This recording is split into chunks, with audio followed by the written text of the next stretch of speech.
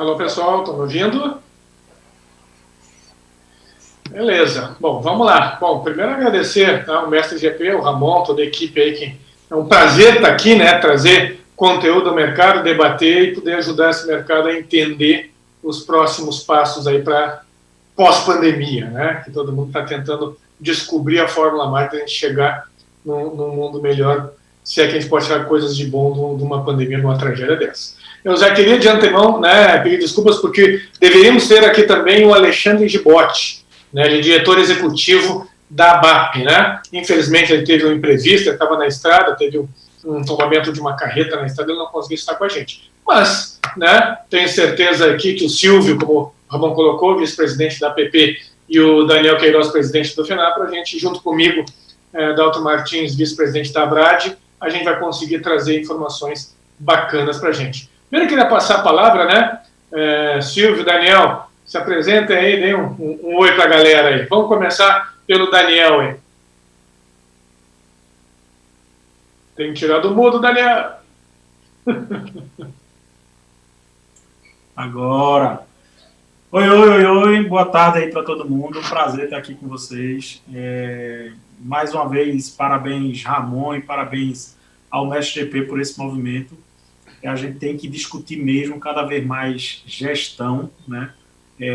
Como empresário, eu tenho um papel muito voltado para a gestão dentro da minha empresa, né? Eu tenho os meus sócios, são os técnicos que se envolvem mais diretamente no desenvolvimento dos projetos e dos trabalhos, e eu cuido mais desse lado de gestão. Então, realmente, eu valorizo bastante isso. E como FENAPRO, eu enxergo esse movimento como sendo assim, primordial. Independentemente de pandemia, eu acho que o mercado como um todo já vinha dando uma atenção à gestão, a atenção que ela realmente merece, e agora, mais do que nunca, a gestão é, de fato, um ponto assim, chave para tornar os negócios mais fortes, né, mais sólidos, e não só para passar a pandemia, mas para poderem se desenvolver muito mais.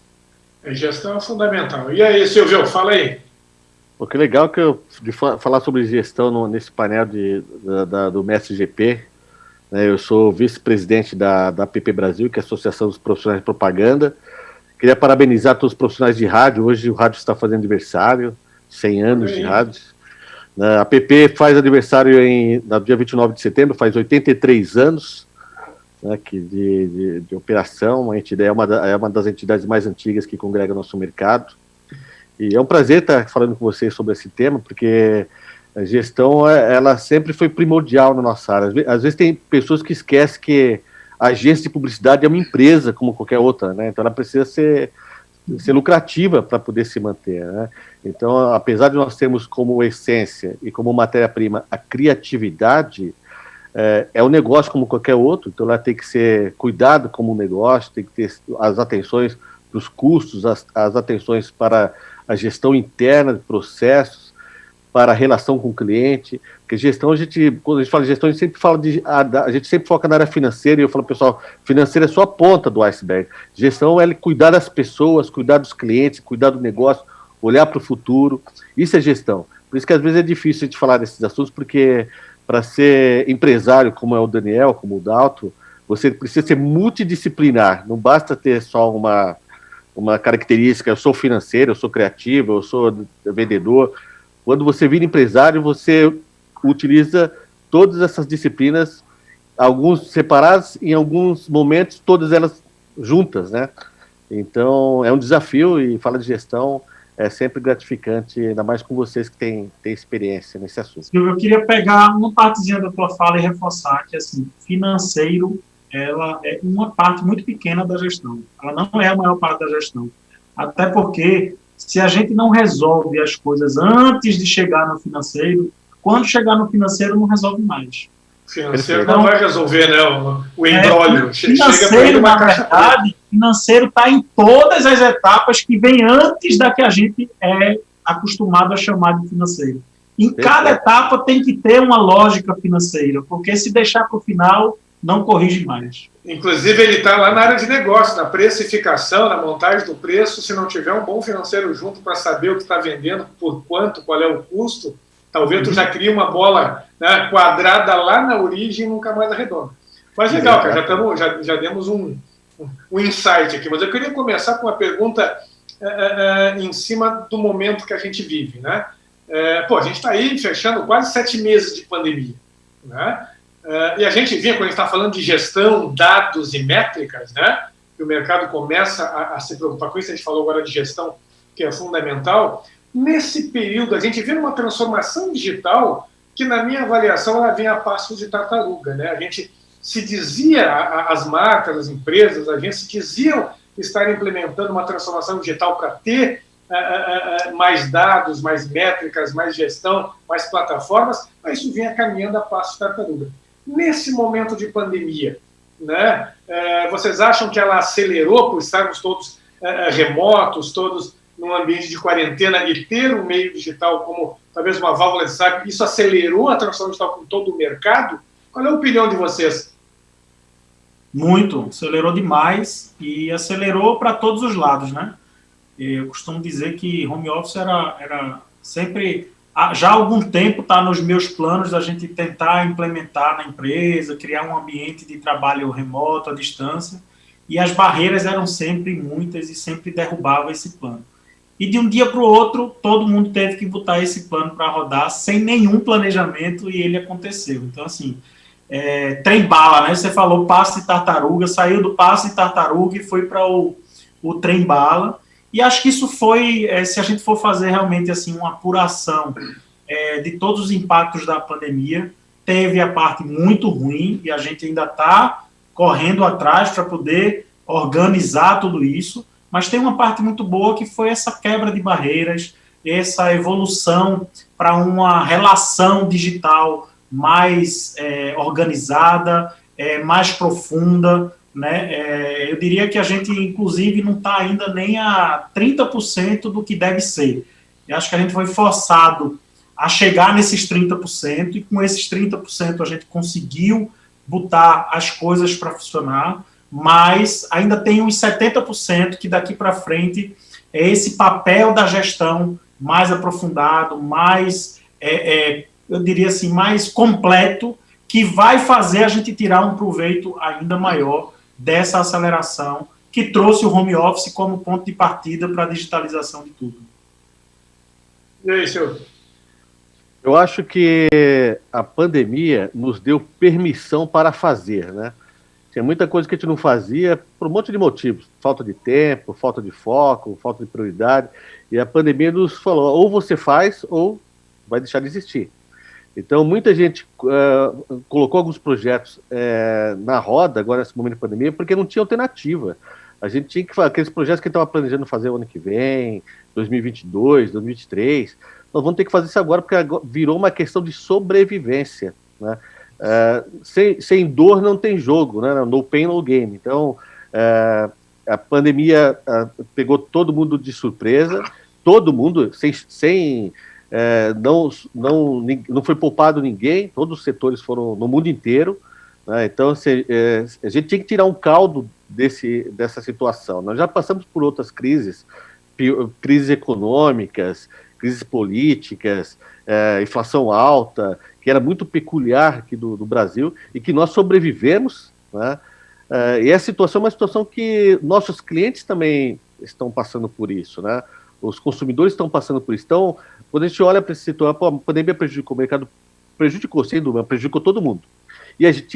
Tem gente que vai se dar bem porque estava preparado, outros conseguiram acelerar esse processo de transformação em detrimento da sua concorrência, por exemplo, outros conseguiram se conectar com o consumidor muito mais rápido, com propostas diferentes de comunicação, como, por exemplo, falar de propósito, falar da questão social, coisa que as marcas vinham falando, mas virou pauta, né, durante a pandemia. Então, a transformação digital, ela acelerou de fato, porque ainda tinha que ser feita de qualquer maneira, e a gente estava patinando, mas o fundamental, é o que eu acho que aconteceu, Dalton e Daniel, que eu acho que o Daniel até falou que a crise maior está por vir, porque a transformação não é só econômica, a transformação também é comportamento, e como nós, como empresários, como nós vamos absorver essa relação, como que nós vamos trabalhar no home office. Home office enquanto forçado é uma situação, na hora que você colocar como opção é outra.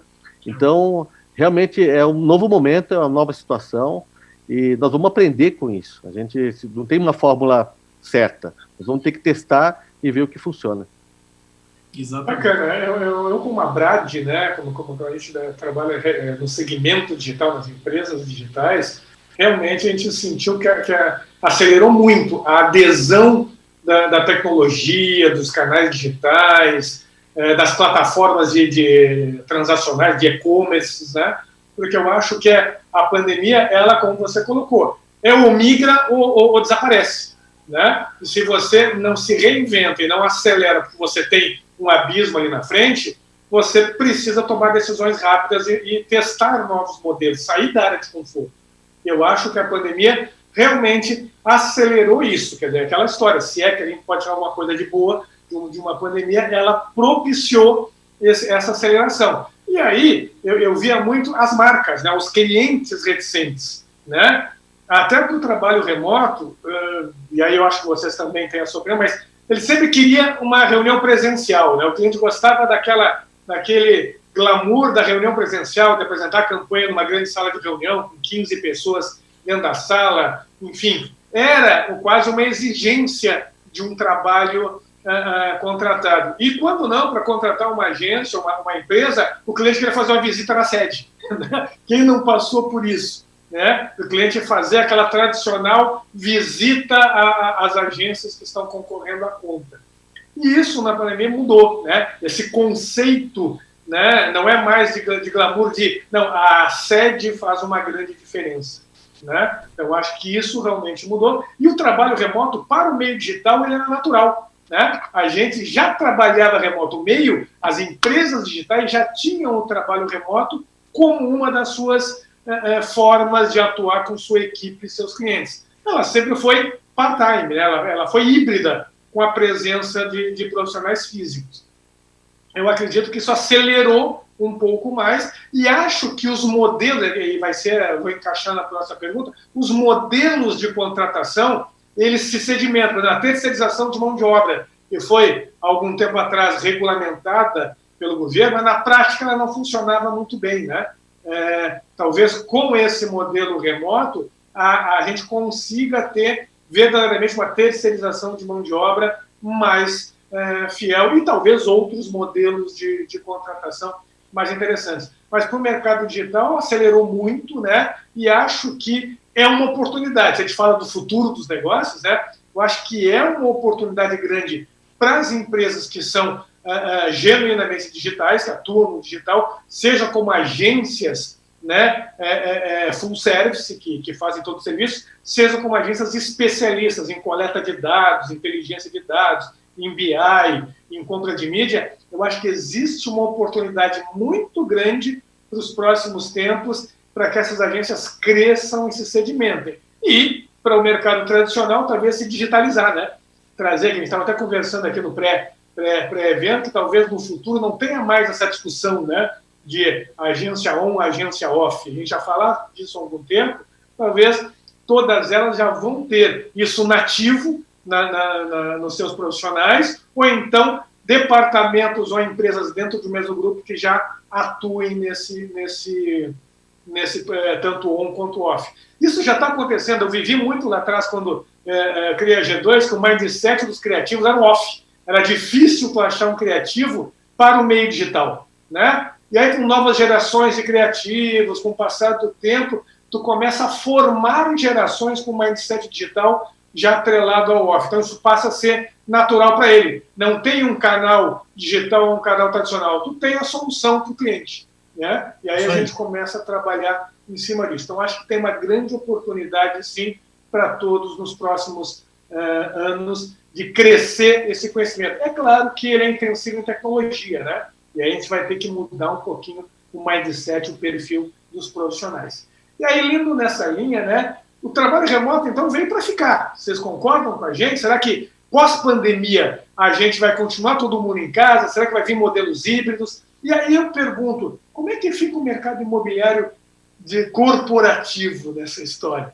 Né? Qual é a opinião de vocês para os próximos meses aí?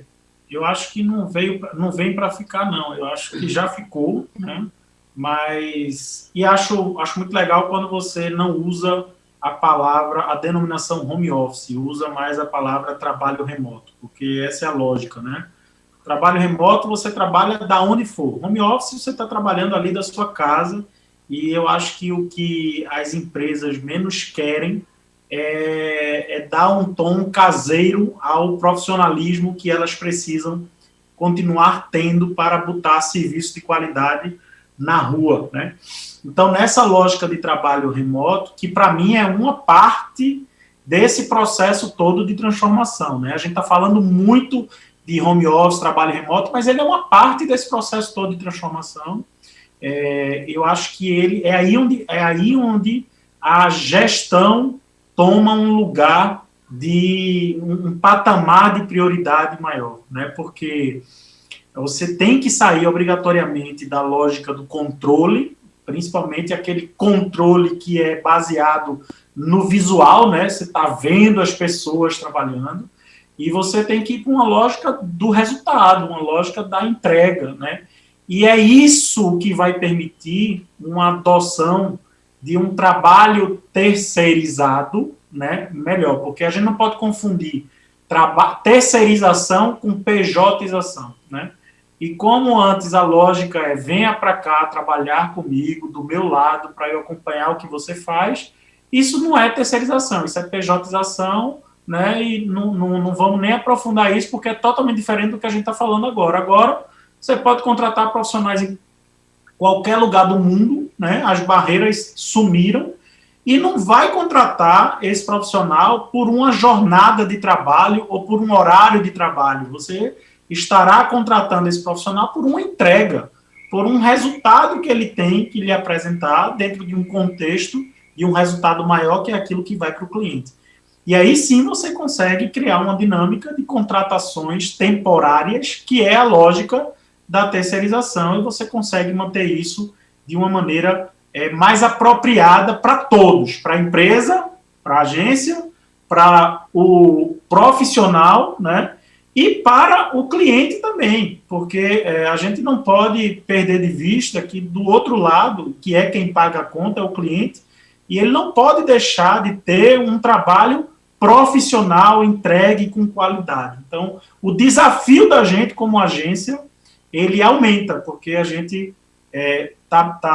as nossas formas de gerir mudaram, e a gente tem que aprimorar essas formas de gerir com gestão de pessoas mais técnica, com a gestão de projeto mais técnico, né, com uma gestão financeira mais técnica. Então, essa tecnicidade da gestão passa a ser muito mais relevante a partir de agora e muito mais valorizada. Perfeito. Eu concordo Eu acho que nos anos 90, Dalton, teve um autor, Michael Hammer, publicou um livro chamado Reengenharia, e as empresas saíram fazendo reengenharia como justificativa para reduzir custo. Depois ele publicou outro livro dizendo quais foram os erros da reengenharia, que é justamente isso, que não era para reduzir custo, é para você fazer de uma maneira diferente, aquilo que você já faz, né? Com produtividade, com mais rentabilidade. O que acontece na pandemia, que eu acho que o Daniel falou para a gente no início, que parte da crise a gente já enfrentou, que é a crise do Covid, vai passar, mas vai ter uma outra crise, que é a crise da transformação, que é da gestão, efetivamente. Porque a gente não pode usar esse momento como justificativa para reduzir custo. Claro que nós precisamos reduzir custo para poder sobreviver às nossas baixas, né? A gente perdeu alguns contratos, alguns clientes reduziram verba de comunicação no primeiro momento, estão retomando, mas estão retomando num ritmo menos acelerado. Então, claro que você tem que adequar as suas despesas à tua receita para caber, para poder pagar a conta. Mas, efetivamente, a gente não pode usar essa justificativa do trabalho remoto. Eu achei perfeita essa colocação do Daniel, que não é home office, é trabalho remoto, porque o home office é outra coisa. É você trabalhar com a família dentro de casa, você trabalhar com as pessoas dentro de casa, trabalhar com a tua esposa, trabalhar com os filhos transitando. Como é que a gente lida com isso também, né? Então, isso é um home office que a gente precisa também aprender a trabalhar. Mas o trabalho remoto, que é você trabalhar de onde você estiver, qualquer lugar do país, qualquer lugar do mundo, já tem agências contratando, por exemplo, profissionais criativos de outros países para trabalhar com clientes aqui no Brasil. O Daniel está dizendo aqui que já fez isso. Então, assim como tem agências de outros países contratando profissionais no Brasil, de uma maneira remota, né? Então, a gente não pode usar isso como justificativa para reduzir custo. É uma transformação, uma forma que a gente vai ter que trabalhar. Colocar as pessoas para trabalhar remotamente significa que elas precisam ter condições para desenvolver o trabalho dela, precisa ter um equipamento, precisa ter internet, precisa ter uma condição mínima, precisa ter conectividade para lidar com as pessoas, precisa ter autonomia para decidir. Isso tem a ver com capacidade, que o Daniel falou que precisa ter capacidade técnica, precisa ter capacidade de gestão. Não dá mais para a gente ter, não dá para a gente ter mais pangaré motivado nas empresas. Nós vamos precisar ter gente competente, porque a tecnologia, embora aproxime, a gente precisa de pessoas que tenham capacidade de decisão para a gente não ficar fazendo live ou fazendo reuniões virtuais durante o dia inteiro. As reuniões hoje já tem que ser 15 minutos, 20 minutos. A gente está fazendo um evento aqui de 25 minutos, né? Talvez num evento presencial a gente precisaria de 1h30 para fazer esse evento, até se locomover, chegar lá, sentar, testar microfone. Então, assim, as coisas estão mais rápidas, mais compactas. Então, nós precisamos de pessoas mais capacitadas para enfrentar esse motivo. E isso não significa reduzir custo, isso significa investir. Perfeito, acho que essa colocação ela é cirúrgica, Silvio. Quem estiver pensando que abrir mão de uma sede suntuosa, vai reduzir custo para poder aumentar lucro, vai se perder no meio desse caminho.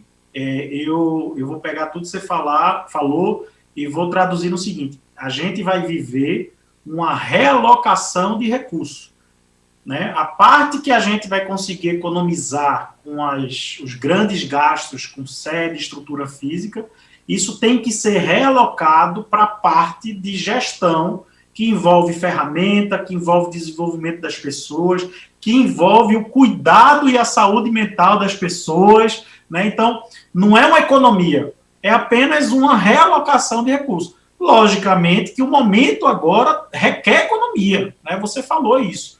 O momento requer economia, mas olhando para o futuro, é uma realocação de recursos. Não, perfeito, gente. Eu acho que a gente está, na verdade, a pandemia está criando um novo modelo, né? E a gente vai ter que refinar esse novo modelo. E isso que eu acho que vocês colocaram, não é porque o cara está em casa que eu não vou prover uma estrutura para ele, conectividade correta, uma máquina boa, porque, teoricamente, ele não tem obrigação de, em casa, ter a estrutura que teria na empresa para trabalhar. Eu não posso exigir isso dele. Eu tenho que prover isso a ele, né? E tudo isso tem que ser discutido, inclusive o ambiente de trabalho, porque às vezes o cara não tem em casa um ambiente correto de trabalho. O cara está lá trabalhando na cozinha, né? E aí está lá a esposa cozinhando, o filho passando. Então, tudo isso vai ter que ser discutido e sedimentado ao longo do tempo, né? Eu acho que o modelo veio para ficar, acho que isso é verdade, né? Mas ainda existe uma série de discussões a serem feitas para que ele realmente se torne um modelo estruturado e otimizado. E, claro, uma coisa é a gente, como entidade, defende a contratação formal, né? A pejotização é outra história, não temos nem que entrar em discussão aqui. A gente sempre defende uma contratação formal. Mas o que eu acho que com esse modelo descentralizado, vamos dizer assim, facilitou a contratação de outro tipo de mão de obra que não seja a própria, né? Tu consegue pedir por entregas, né? Fazer a contratação por entrega, por pacote de entrega, me entrega este job, né? E você trabalha com um profissional de uma MEI, que é ele o profissional, com um grupo de profissionais, você consegue verdadeiramente ter uma terceirização de mão de obra sem entrar na pejotização, né? E aí você consegue ter um modelo mais equilibrado. Agora, sem dúvida que nós estamos no início dele, né? Nós vamos ter que ter um tempo de maturação, mas eu acho que eu concordo que ele veio para ficar, ele vai permanecer, nós vamos ter que entender o equilíbrio. Alguns vão dizer que vão ter um modelo híbrido, né? Parte da equipe pode estar presencial, parte da equipe remota, ou 2 dias por semana ela vai ter uma sede para, se ela quiser, poder participar e trabalhar remoto, porque às vezes o pessoal quer sair de casa, né? Às vezes o pessoal... Alô? Oi? Estão me ouvindo aí direitinho? Estamos ouvindo. Não, beleza. Às vezes o pessoal quer sair de casa, não quer ficar em casa, então acho que as empresas vão ter sedes, né, onde elas vão disponibilizar isso para que ele possa ir quando quiser, mas esse modelo vai ser híbrido, né? Mas vamos lá, porque já está chegando no final do nosso tempo, eu só fiz 2 das 32 perguntas que eu queria. Isso porque o Gibote não está aqui. Isso porque o Gibote não está entre a gente. Olha, e se o Gibote tivesse aqui, nós estávamos ferrados. Aí nós tínhamos que ter falado da primeira pergunta. LGPD, rapidinho, nós ainda temos uns 5 minutos. Ganhamos um tempinho a mais. LGPD, com essa transformação, com gestão online, plataformas, dados, a LGPD, vocês já acham que os associados, vocês estão preocupados, estão olhando para isso, já estão preparados, ou ainda tem um caminho longo aí para a gente fazer? Acho que estão preocupados, estão atentos, mas ainda não estão 100% preparados, né? Como FENAPRO, inclusive, a gente está negociando um pacote consultivo com especialistas para auxiliar as associadas a ou darem sequência ao que já começaram ou para estruturarem o seu plano de adequação. Perfeito. A gente lá na APP, nós já vimos trabalhando desde o ano passado com as adequações, que a nossa comunicação hoje é direto com o associado, ela é mais efetiva. Mas a gente, como não tinha aquela questão a lei vai entrar em vigor em agosto, depois foi prorrogada, então, ano passado, nós já começamos a adequar nossos processos justamente para evitar problemas com LGPD. Como o Daniel falou, a gente conhece as regras, a gente está tentando praticá-las dentro do que ela estabelece, mas ainda falta algumas definições, um melhor preparo. Eu acho que o mercado como um todo ainda está discutindo muito isso, né? Existe uma expectativa de que a lei fosse prorrogada de novo, e de repente não foi, né? Então eu acho que preparados nós não estamos. E aproveitando, a gente está falando de transformação digital, o que de fato nós estamos preparados? Eu diria, Dalton e Daniel, que no momento nós estamos preparados para nada, nós estamos enfrentando e com competência, ainda bem, a gente está conseguindo se livrar de algumas armadilhas, né? Mas tem uma frase que eu ouvi sobre transformação digital que talvez acalme um pouco mais os ânimos. Que a transformação digital não é uma moda e ela não vai passar. Ela apenas está mais acentuada, mas ela é perene.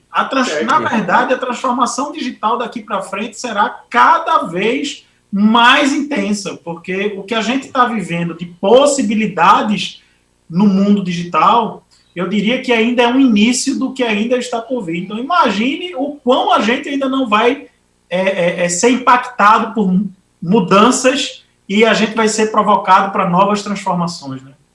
É verdade. Perfeito, gente. Perfeito. Eu acho que nós estamos queria complementar uma coisa.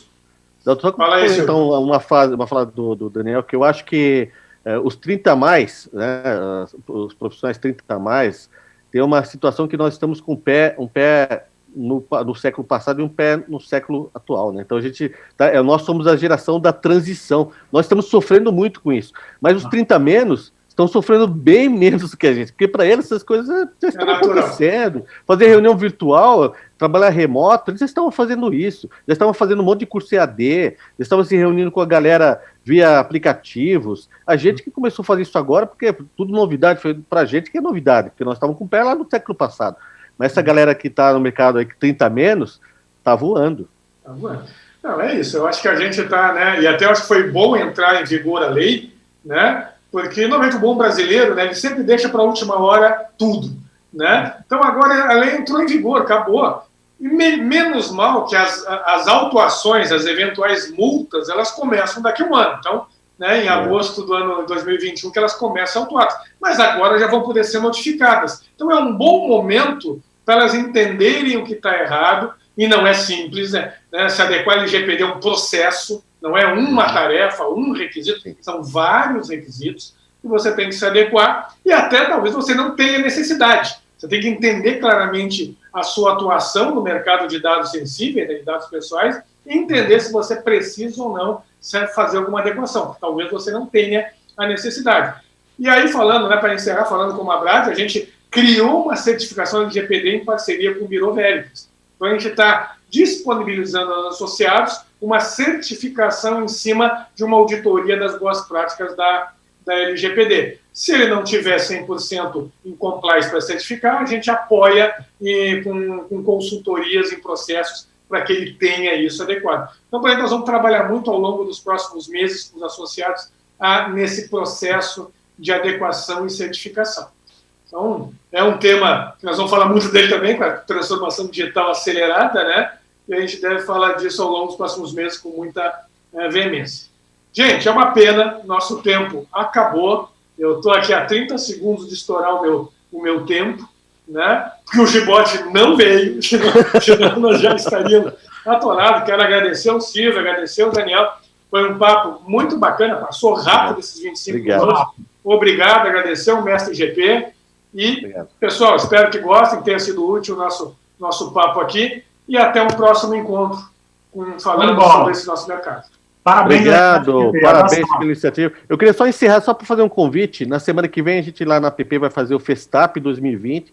Esse ano vai ser 100% online, gratuito, e as inscrições já estão lá no site. Quem quiser se inscrever, a grade está super legal, lá no site da ppbrasil.org.br. Participe, porque a gente mudou a data por causa do evento do Mestre GP. Então, participe do Mestre GP, do fórum, e a semana que vem, como o Daniel falou, capacitação é o que é importante, que vai garantir a nossa sobrevivência. Muito obrigado, gente. Bom. Valeu, um abração. Abraço, gente. Até mais. É com vocês aí, Ramon.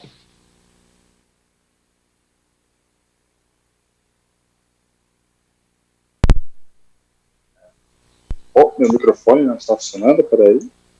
Estamos te ouvindo. Agora foi, hein, gente? Valeu, Daltro, valeu, Silvio, valeu, Dani. Sempre um prazer ter vocês aqui com a gente, cara. Pô, é um privilégio imenso poder individualmente falar com vocês agora junto aqui, cara. É uma lição, uma aula. Obrigado mesmo por sempre estar com a gente. Festap semana que vem, boa lembrança aí, Silvio. A gente vai divulgar nas redes do Mestre também, acompanhem lá. A gente vai colocar o link, colocar tudo para vocês se inscreverem.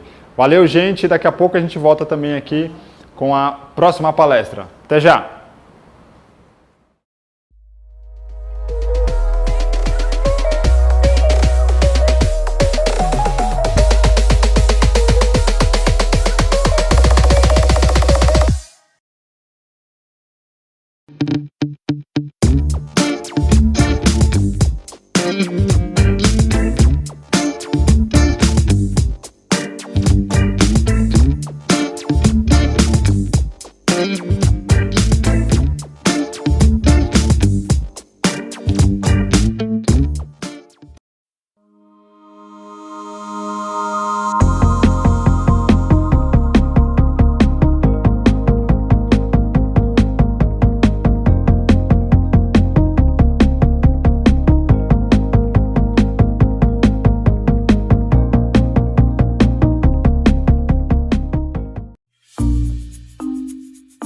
Organização para planejar.